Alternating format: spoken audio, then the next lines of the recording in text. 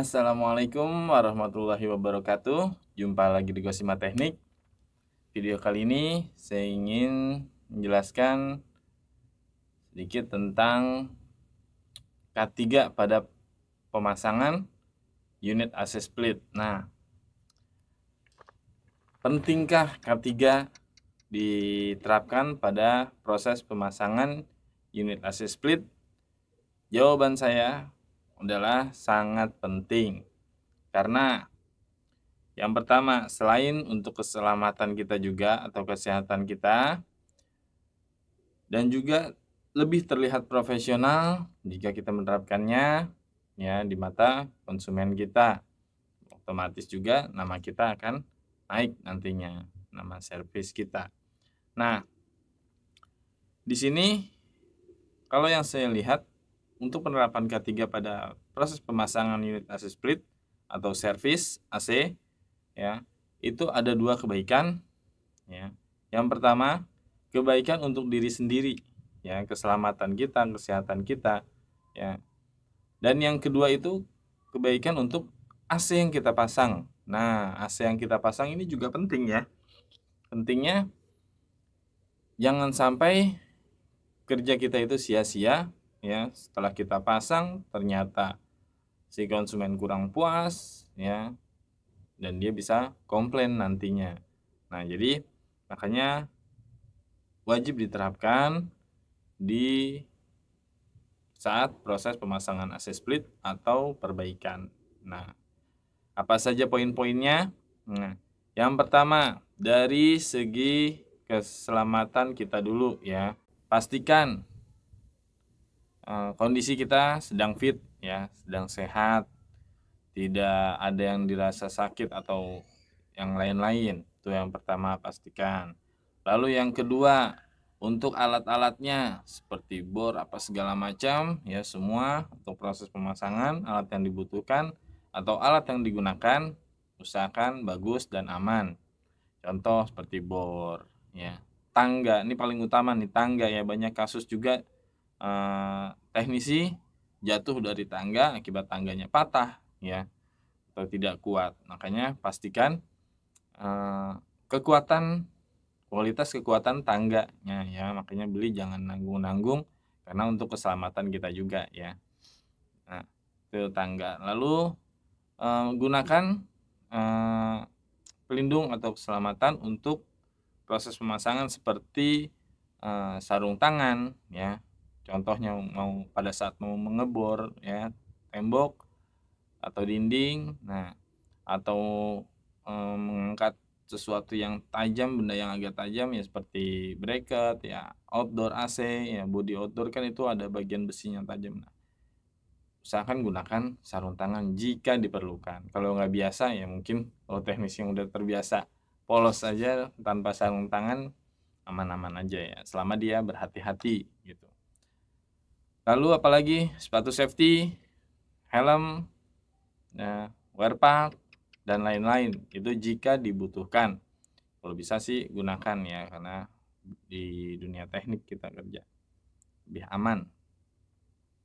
Itu untuk diri kita sendiri. Nah, untuk AC-nya ya, yang terakhir dulu pastikan usahakan tetap hati-hati ya dalam proses pemasangan, baik itu hanya instalasi pipa ya, baik itu pengeboran, terus naikin unit. Nah, itu usahakan tetap hati-hati dan teliti pada saat proses pemasangannya.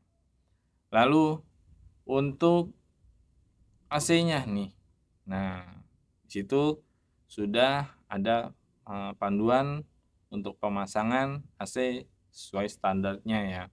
Seperti contoh, dalam pemasangan AC ya, atur posisi AC yang udah pasti mudah dijangkau.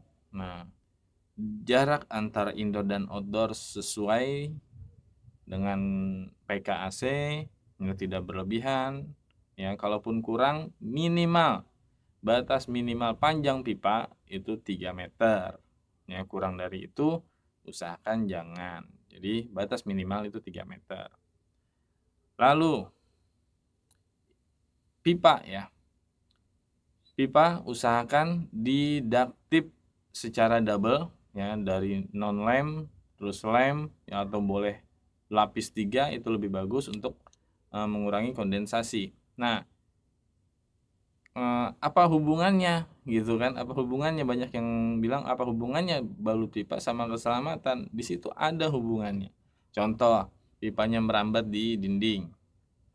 Ya, terjadi kondensasi di situ, netes air dari situ. Sedangkan si pipa itu ada bagian bawah si pipa itu lantai ya, lantai yang halus. Nah, akibat seringnya air netes ke lantai, licin, entah bisa anak-anak ya atau orang dewasa nanti yang pleset jatuh, kita kan nggak tahu gitu. Jadi tuh bahayanya di situ. Dan juga air pembuangan juga ya, usahakan buang ke saluran ya, saluran air atau selokan. Kalau misalkan mau ditampung di galon ya, usahakan sampai menyentuh sampai melewati bagian bibir si galonnya ya, jangan sampai dia hanya di atas saja, akibatnya tercecer nantinya. Itu juga bahaya karena bisa licin ya, karena terus menerus si AC itu terus menerus mengeluarkan air, licin, bisa berlumut juga si lantai. Nah, bahaya nantinya ya. Lalu pada saat proses vakum juga ya, itu harus hati-hati karena kan pompa vakum otomatis di atas bareng sama kita, tangga di atas tangga itu sering banget terjadi ya. Itu harus hati-hati pada saat ngidupin pompa vakum, usahakan dipegangin pompa vakumnya, kitanya juga posisi di tangga harus hati-hati ya. Jangan sampai jatuh bareng pompa vakum. Jadi pokoknya sangat penting lah semuanya itu. Dan di AC, kalau cara kita masang kita rapih, bagus, sesuai dengan standar proses pemasangan, insya Allah juga hasilnya pasti bagus dan tidak mengecewakan konsumen nantinya. Gitu. Kitanya aman, sehat, ya, konsumen puas, AC-nya bagus, sehat juga, ya. Otomatis kan nama kita juga nanti akan naik. Gitu. Wah, sama si A aja nih bagus, gitu. Caranya bagus, dia terapkan keselamatan kerjanya ya. Jadi diterapkan mulai dari sekarang, lebih berhati-hati lagi. Sama saya juga terus usaha di lapangan tuh cari cara yang lebih aman, yang lebih bagus. Sekiranya wah sulit nih dijangkau, posisi rumahnya sulit ya, ngomong ke tuan rumahnya ya atau si konsumen kita bahwa posisi pemasangannya nggak bisa kalau di situ, paling bisanya di sini gitu. Kalau dia nggak mau ya antara dua lah, kalau mau diterima ya silahkan, kalau enggak ya silahkan cari teknisi lain yang sanggup gitu. Kalau saya sih lebih milih main aman, karena aman buat diri kita, aman juga buat si AC yang kita pasang nantinya. Jadi proses untuk perawatannya nanti mudah kalau misalkan posisi penempatannya itu kita atur ya. Ini lebih mudah untuk menjangkau pada saat posisi perawatan si AC nanti gitu. Baik di indoor maupun outdoor. Indoornya jangan terlalu tinggi ya, supaya mudah dijangkau gitu. Dan juga jangan terlalu mentok atap gitu. Ya, outdoornya juga posisinya jangan terlalu di bawah, jangan juga terlalu tinggi. Jadi usahakan bagian indoor, outdoor ya, lebih tinggi indoor dibanding outdoor supaya lebih awet si AC-nya. Oke, mudah-mudahan menjadi insight buat kita semua, jadi pemahaman juga ya tentang keselamatan kerja pada saat proses pemasangan atau melakukan proses servis atau perbaikan AC unit AC split. Terima kasih yang sudah bantu like, share, dan komen dan subscribe-nya.